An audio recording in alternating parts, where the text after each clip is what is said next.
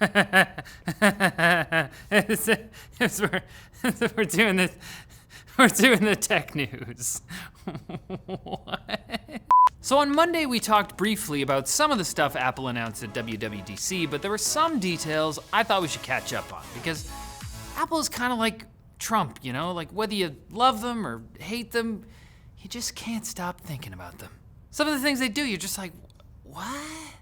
First off, the new Mac Pro is available with the newly unveiled Radeon Pro Vega 2 or the Pro Vega II Duo, but if you're gonna try to get one for your PC, too bad. It won't be available by itself, and we didn't want it anyway, so. Next up, iTunes, as Apple users knew it, is dead and being replaced by apps for music, podcasts, and TV, although iTunes will still run fine on Windows.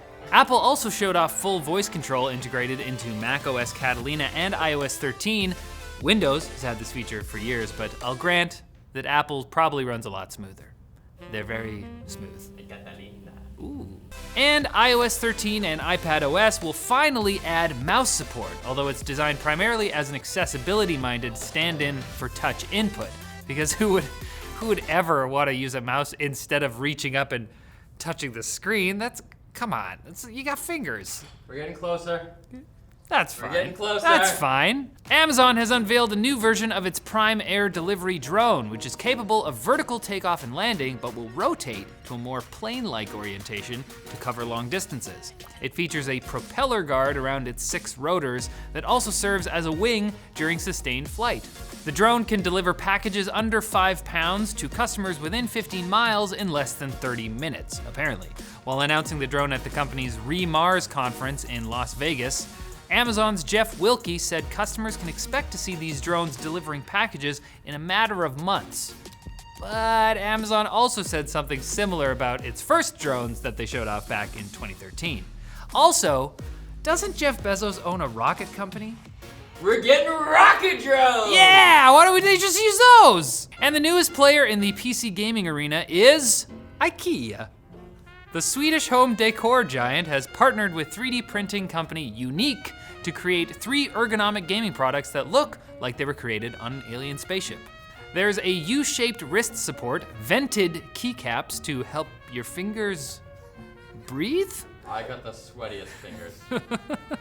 And there's also a mouse bungee. The twist is that the products will be personalized to your body. IKEA's upcoming app will use your phone's camera to scan your hand and wrist before they're printed, and you'll be able to change some other features like the slant, softness, and texture. I gotta say, this is kinda cool, but me personally, I feel like I'm ready for minimalistic Scandinavian gaming peripherals, you know, like the IKEA way. I mean, I don't want to have to assemble my own keyboard. That's true. What's that? You said you're a gamer? I'll tell you what it's time for. What? It's time for the quick bites. If you know of anyone who's running a Windows version other than Windows 10, do them and the world a favor and get their machines patched, will ya? A security researcher named Sean Dillon has just published proof of the exploit that Microsoft has been warning about for weeks, showing that an unpatched computer could, if attacked, compromise data from all other machines on its network. The patch has been out since May 14th, so spread the word, please, to your Luddite brethren. Thanks, Dylan Sean. Sean. Whatever. Speaking of data breaches, close to 20 million patients have had their data compromised thanks to a cyber attack on the American Medical Collection Agency, or AMCA, with credit card numbers, medical information, and personal data like phone numbers and addresses being leaked. Clearly, these hackers didn't care about doctor-patient confidentiality. These hackers are a cancer on us. Ah, a pox on ye. On us. We? What? A pox on we. NVIDIA's Super product that the company has been teasing may be an RTX 2070 Ti if some rumors are to be believed. And by rumors, I mean a single tweet claiming the card will have 2,560 CUDA cores, 14 gigabits per second GDDR6 memory, and a 1,770 megahertz boost clock speed. Okay, it's sketchy, but it might make sense for NVIDIA to add a 2070 Ti to the lineup and then lower the price of the 2070 to match AMD's upcoming RX 5700? Look, we'll know soon enough when the announcements come, okay? So just hold your horses, James. Calm down. These horses are rearing to go. Out of control. They're champing at the bit.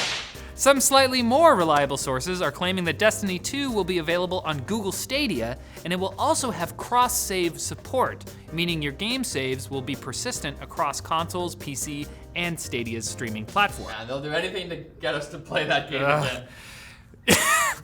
It was good for a while.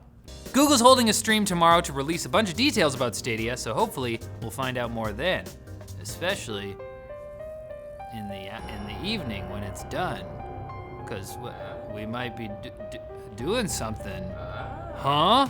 And the upcoming Pokemon Sword and Shield is innovating on the series gameplay by allowing you to supersize your Pokemon to Godzilla-type proportions. And then you can battle other giant Pokemon in a stadium full of people?